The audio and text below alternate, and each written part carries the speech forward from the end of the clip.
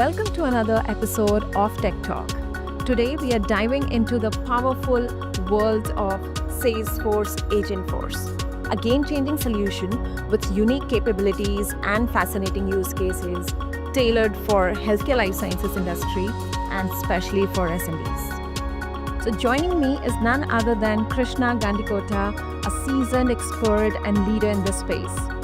With almost 15 years of experience in IT and almost a decade of experience at Salesforce, Krishna has been at the forefront of transforming customer engagement strategies and driving innovative solutions in HLS. So in this episode, we will explore how Agentforce can empower HLS SMBs to elevate their customer service, streamline their operations, and deliver outstanding patient experiences.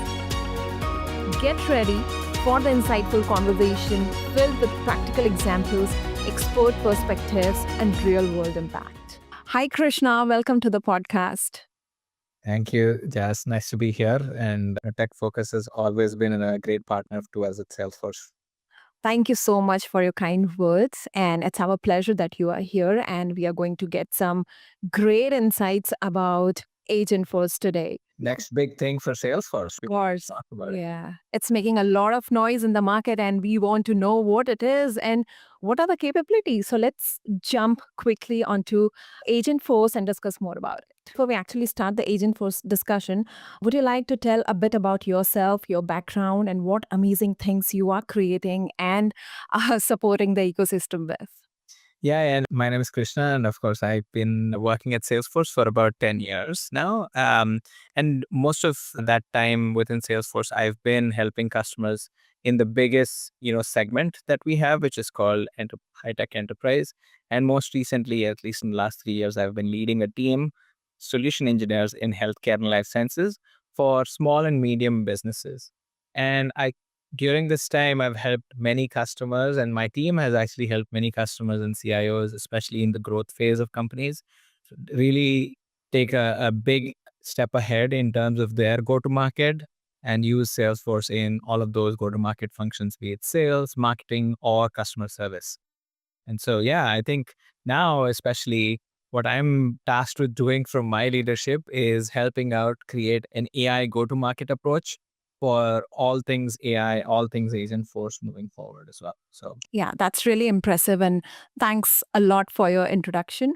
Let's start with Agentforce now. So, to kick off, could you start by telling what Agentforce is not? What are some of the misconceptions about Agentforce which is being taken? And would you like to, clarify all those misconceptions? yeah, of course. And if I think about Agentforce, and I'll take just a moment to explain what it is, right? Yeah. And if you're in the news, if you're listening to the news about AI and generative AI in particular, in this new age of generative AI, the new way to bring generative AI to your enterprises and to your software is through the concept of agents. And an agent is nothing but a fully autonomous piece of software or an AI capability that is able to understand the question you've given it. Mhm. It already knows a lot of knowledge that is very specific and relevant to your company and has a certain sense of reasoning to actually apply your question to the knowledge and take actions. Yeah. Right. And when we think about that, it's very easy to confuse it to other automation tools like a chatbot or Right. workflows, or within the Salesforce ecosystem, you have flows, etc. And the biggest difference is that with all of those other workflow capabilities or automation capabilities, you have to define and you have to help the software understand what steps to take. There's a lot of training required. There's strict rules that you have to put in place. But with Agentforce, all of that goes out of the window. Because really, you're bringing the reasoning and the power of large language models to help you understand what it can do and also apply it in context and into the flow of work that you've already built for your company. Does that make sense? Yeah, absolutely. Absolutely. So you're saying that the Agentforce are not chatbots or they're not the inbuilt workflows which are already existing part of Salesforce, and it is something more than just these two or other components as well. Yeah, and the advantage of building agents on Salesforce is that everything you've built so far is available to this large language model to help elevate the way it automates and works with your customers and your employees as well. Yeah, absolutely. It makes a lot of sense. And you have great experience in HLS, especially for the SMBs. So, the companies, those who want to start with Agentforce, what are the recommendation how they can get started or adapt Agentforce? Yeah, I think it's really thinking about the first and foremost thing is all our customers have access to building agents in some shape or form. And you can even start getting into building your own agent through Trailhead. There's a Trailhead exercise where you can really go hands-on and start building it. But when you think about how to apply agents versus many of these traditional automations mechanisms, I start to think about, okay, what are the multi-step actions that I want some automated piece of software to do? Right. So wherever you're thinking about, hey, in order to accomplish this use case, if you need knowledge, if you need it to take multi-step actions, that's a great use case for Agentforce. And when I say that, it really comes down to, do you have the knowledge and the data either within Salesforce or accessible to Salesforce? And this is where a lot of our healthcare companies struggle a little bit because most of that data is trapped in an EMR, or they have a whole rich history of information lying somewhere else in another system. But guess what? Agentforce has the ability to tap into all of those integrations you already have in place. If you're using Salesforce, you might most likely have some level of integration to an EMR, but thankfully, Agentforce can tap into all of the things that you've already built. So, really, bringing the power of data and knowledge and applying it to multi step actions is how I would think about Agentforce. Yeah. So you mean for Agentforce or the agents to be created using Agentforce platform, Data Cloud is not needed, right? It can be independent of Data Cloud as well. Correct. It is not a hard requirement. However, there is a lot of benefit using Data Cloud as well because, like I said, it's not necessarily limited to Agentforce, right? Yeah, So yeah, absolutely. Data Cloud helps you bring in a lot of other sets of data and pair it between the structured and unstructured data, Mhm. but it is not a hard requirement for agents. Yeah. So if a company is already having data lake, right, they can directly integrate that data lake with Agentforce as well. Yeah, there's different ways to integrate, of course. I would also start to think about how do I unlock the data through automation, through agents, but also how do I bring it to the actual end users in a way that they can use it whenever they want to. Again, the whole philosophical idea of Agentforce is how can we take away the low and medium tasks that your typical users do, move it to Yep. automation so Yep. that your users now have more time to sift through the key insights and innovate and be creative about their engagements. Right? Absolutely. And so, in order to do that, you need a balance of when do I use automation and when do I give data back to the users. Yeah, absolutely. And human agents in HLS industry, they often face a lot of admin tasks, right? They have a lot of burden. So which really impacts their time, and that is why they are somehow not able to spend a lot of time with the patient, which is actually very important. So how does agent force can reduce the burden? So you have some good examples or use cases which you would like to discuss? Yeah, of course. And there's many use cases within both healthcare and also Mhm. non-healthcare use cases. Yeah. When we think about healthcare, right? So if you think about, and I can give you an example of this huge population health company that is one of our biggest customers and is always on the cutting edge of AI. Yeah. And what they wanted to do is, can we use AI to automate all of those medium tasks that require an actual physical agent to go through multiple sets of data, different systems like the claims data or Yeah. the EMR information or the patient history, and then come up with, hey, this is a plan, this is a care plan, or these are the next set of actions I need you to take.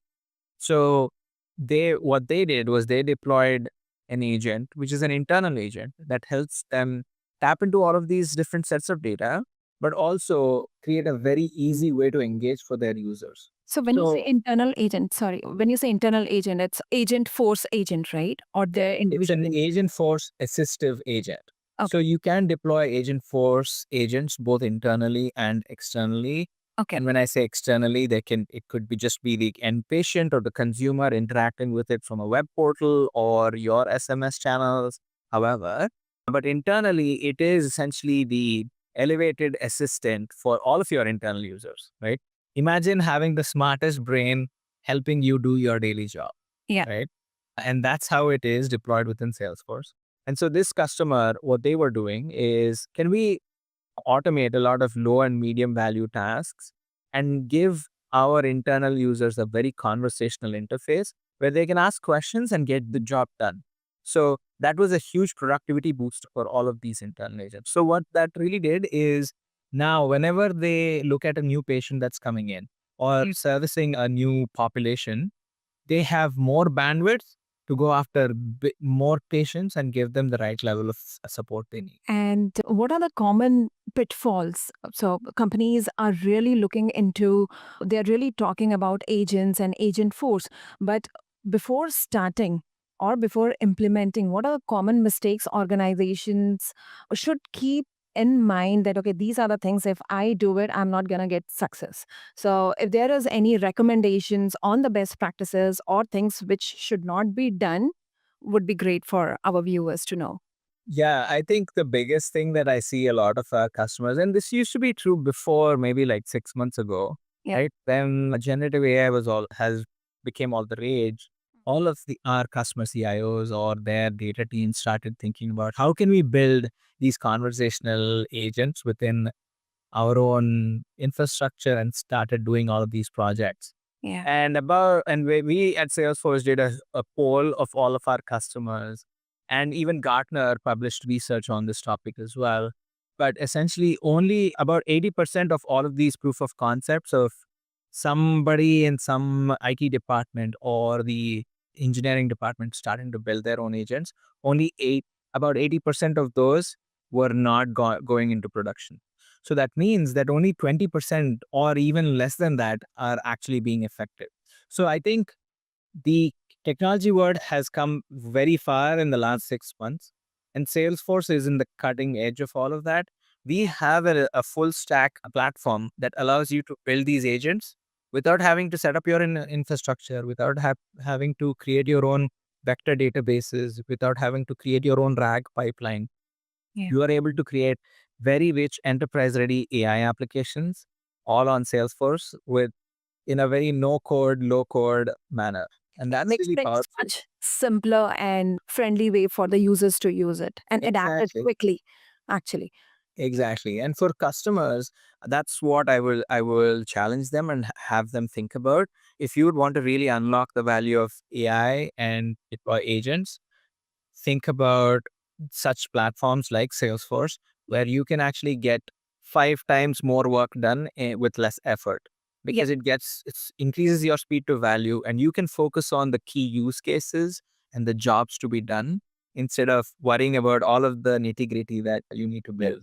Absolutely. I think that makes the organization efficient as well, right? If things are there by default and they just have to adapt it and just plug in things, start moving and get the efficiency and the ROI can be increased. So I think that that's the best way. So when you're saying that Agent Force has inbuilt most of the things, we just have to plug in and play with it. So do they also, I'm talking about the HLS industry. So Agentforce also has some kind of templates related to the agents that, okay, for HLS, we can have these 5 to 6 templates which are industry wise, or the customer will have to start building from scratch.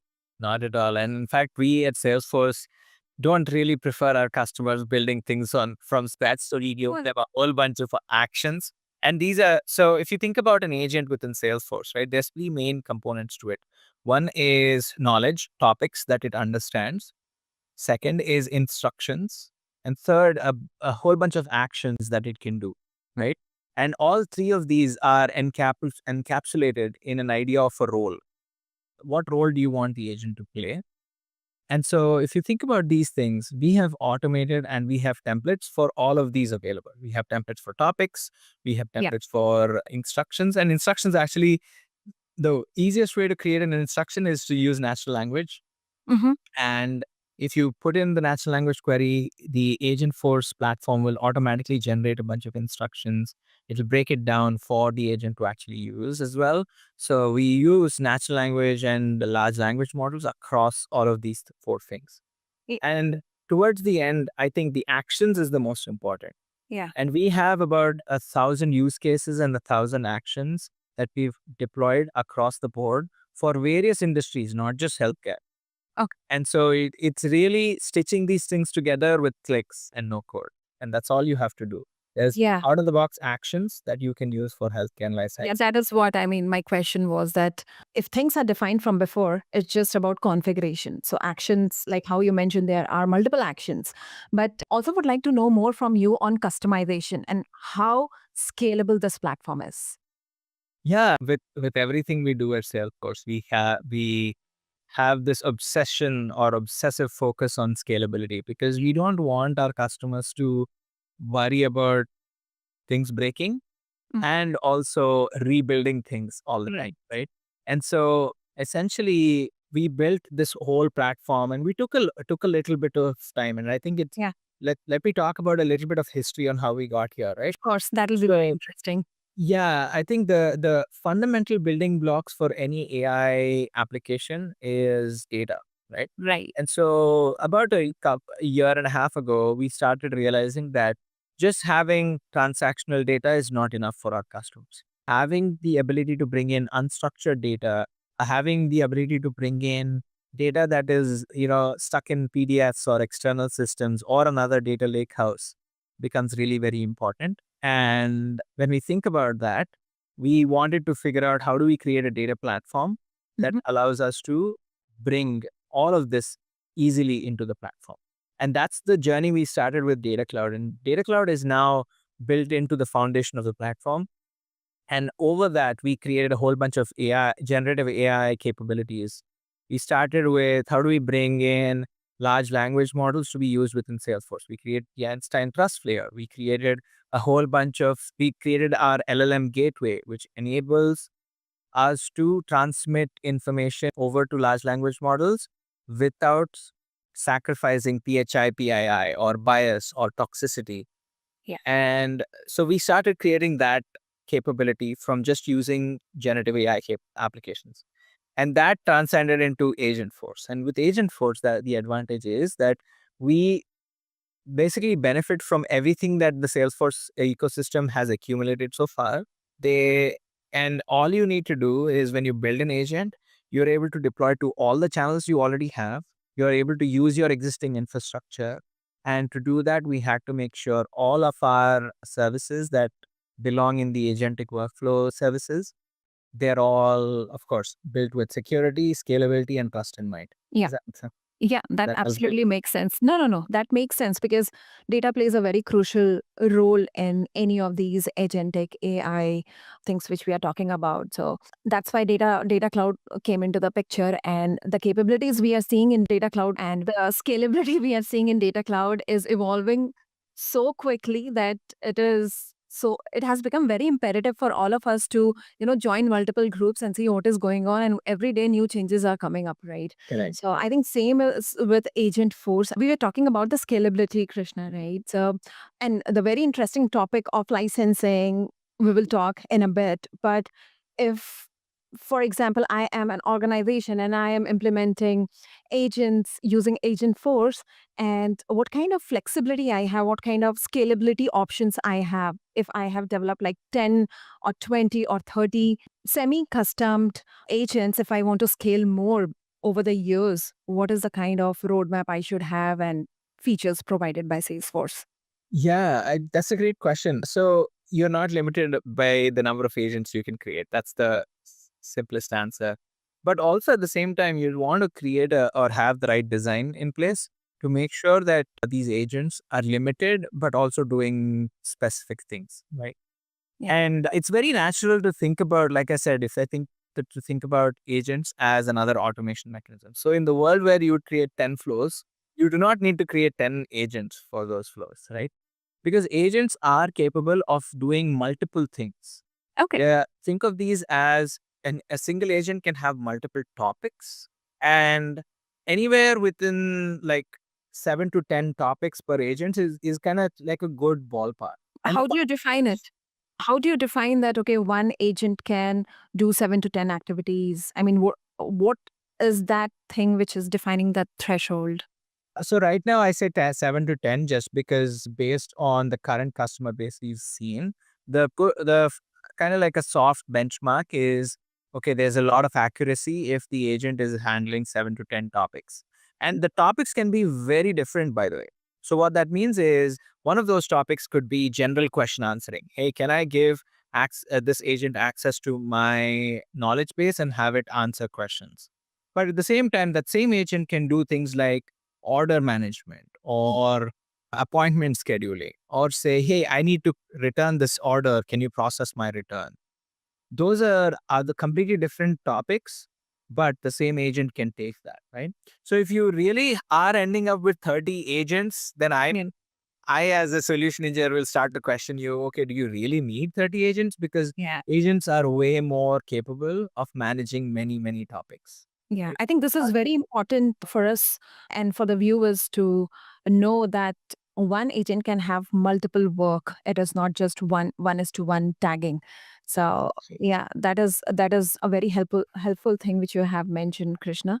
And right now you said 7 to 10 topics can be given to one agent based on the accuracy. What is the plan on for future? Are you thinking is it Actually, more robust?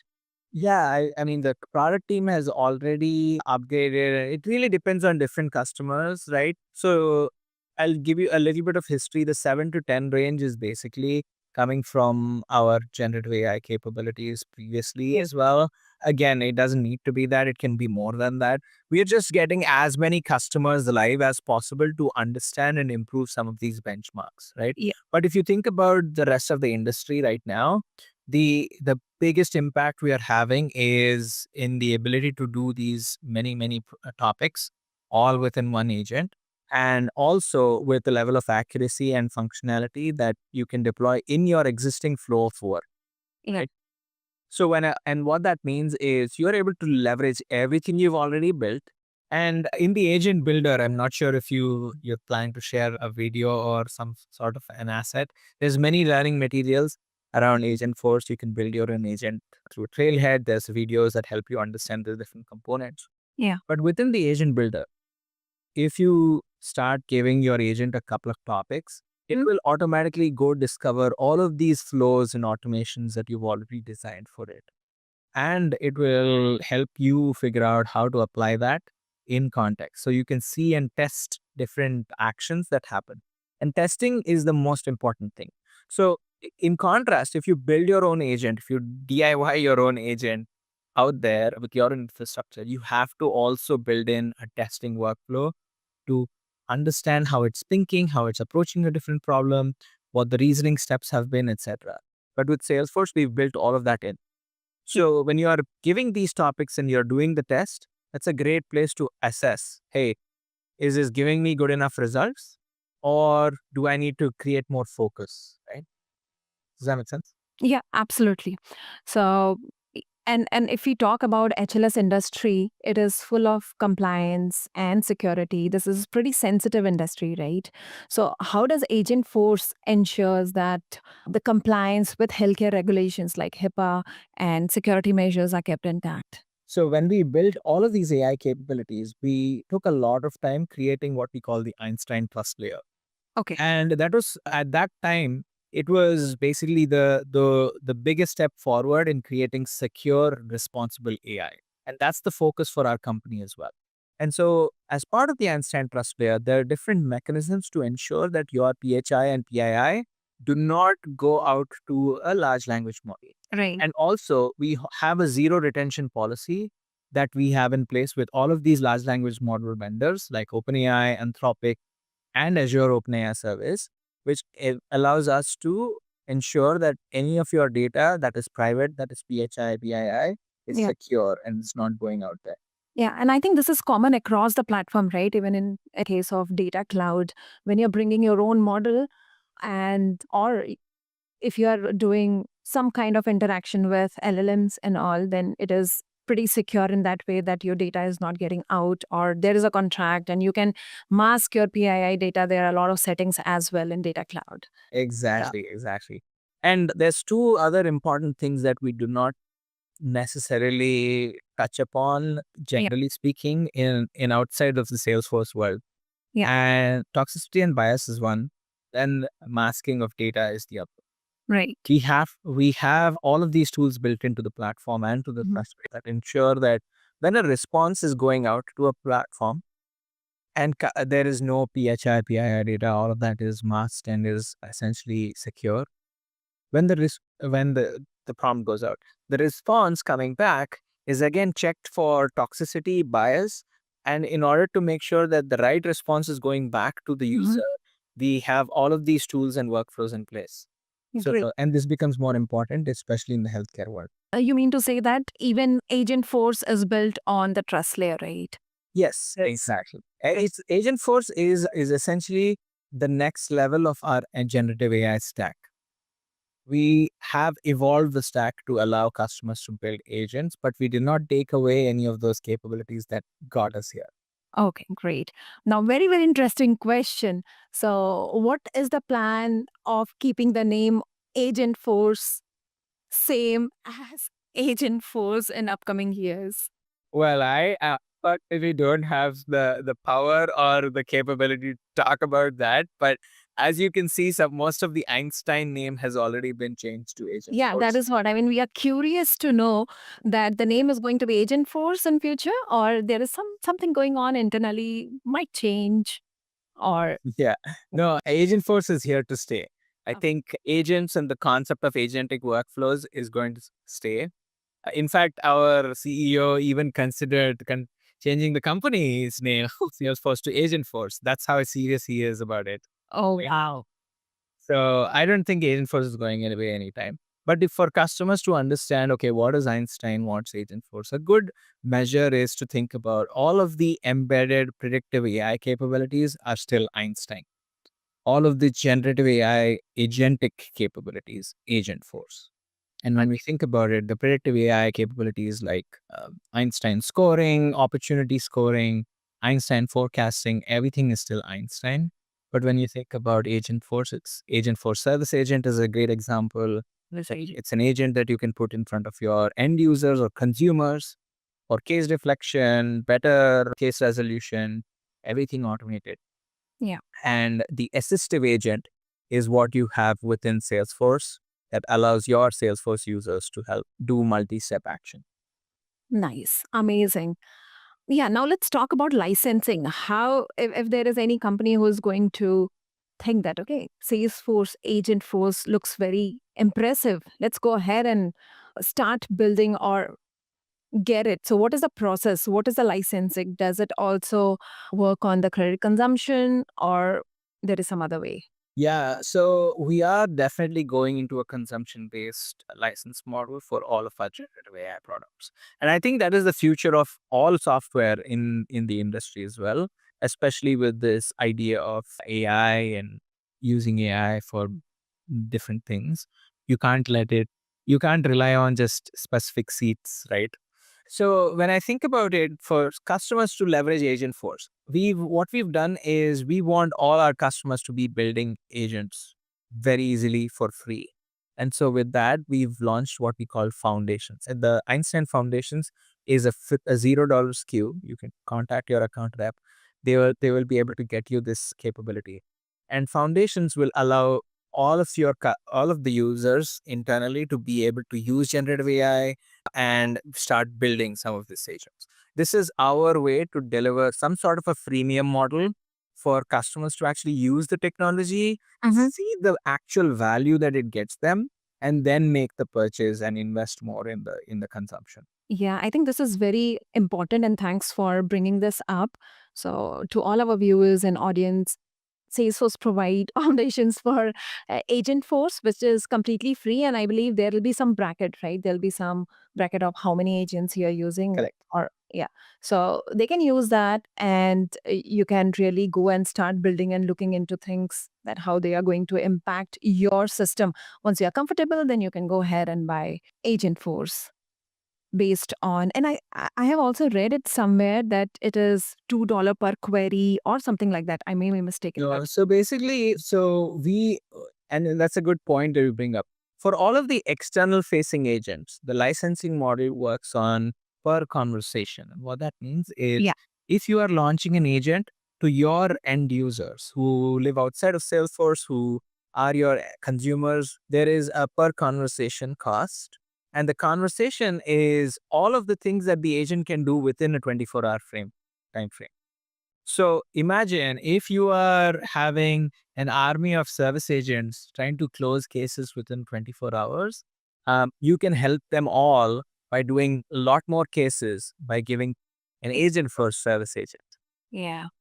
Yeah. So an agent for service agent externally essentially burns through some of these conversations, and that's how they consume.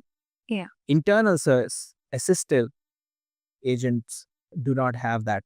So So can you give some examples which can differentiate this internal services and external services given Agentforce? the key users that are interacting with an internal assistive agent are your typical users of Salesforce. So whoever is your sales user, your procurement team, whoever is used or your sales managers, they have access to the assistive service agent.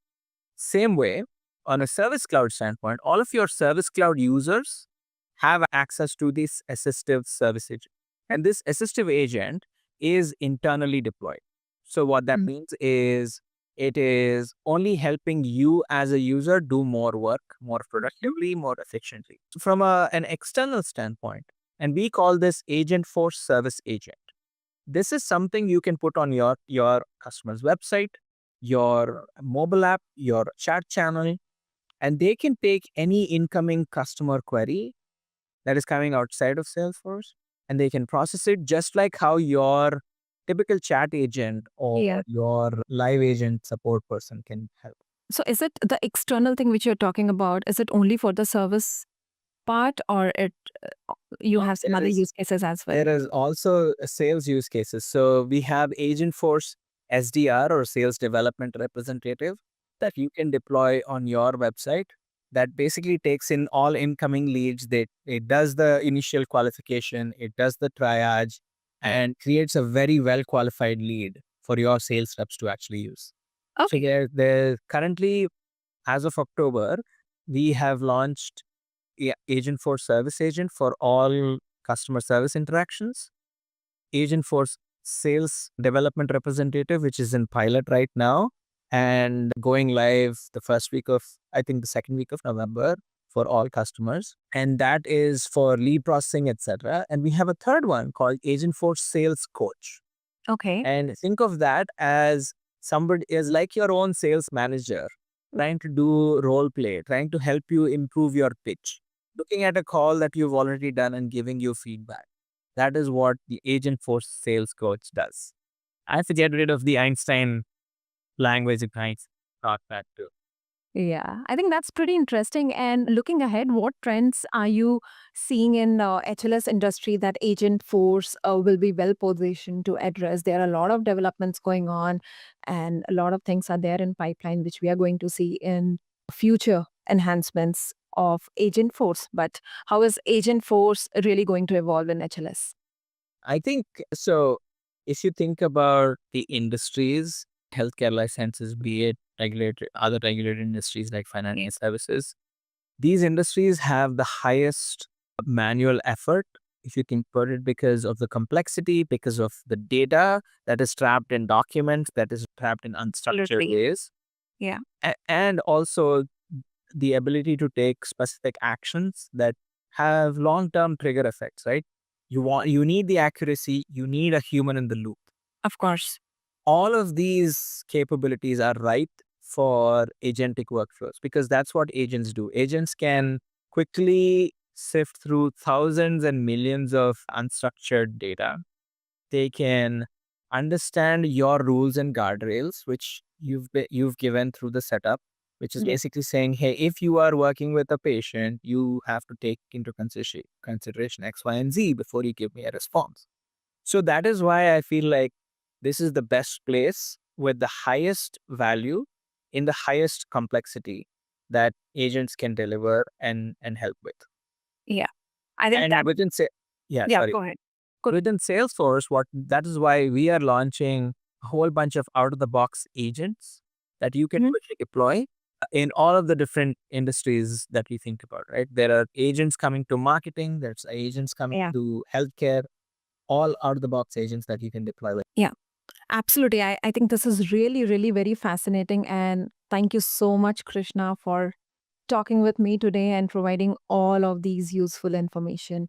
It is definitely going to be a very, very helpful session for all of our viewers and audience. Thank you so much. Thank you, Jazz. Thanks for having me here. Thank you so much for tuning into this episode of Tech Talk. And a big thank you to Krishna for sharing all his experience. So, we hope you found this discussion very insightful. Let me know in the comment section. And if you have not yet subscribed to our podcast, please do that. Stay tuned for more exciting sessions.